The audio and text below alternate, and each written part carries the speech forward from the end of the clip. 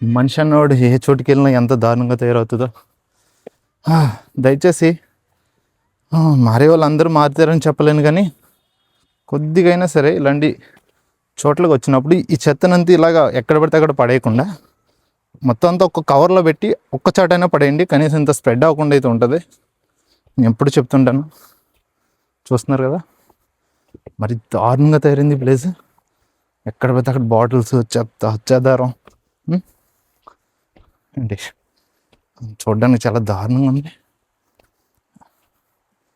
Okay చూడండి, నీటిలో ఎక్కడ పడితే అక్కడైతే చెత్త అయితే వేయడం జరిగింది. ఇంకా ఫుడ్ వేస్టేజ్ కూడా ఇక్కడ నదిలో అయితే పడేస్తున్నారు. నాకైతే చాలా బాధగా అనిపిస్తుంది ఇలాంటివి చూడడం వల్ల. చూడండి బాటిల్స్ అండ్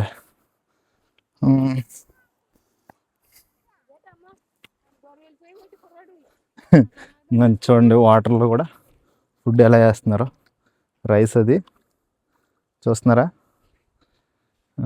ఇలా అయితే చేయడం జరుగుతుంది. రైస్, బిర్యానీ తీసుకొచ్చి ఇలా వాటర్లో కలపడం. ఈ ప్లేస్ నాకు ఇష్టం అని చెప్పాను కదా, ఇదే ప్లేస్ అది. కానీ దీన్ని ఎంత దరిద్రంగా చేశారు చూసారా. ఓకే ఫ్రెండ్స్, జై హింద్.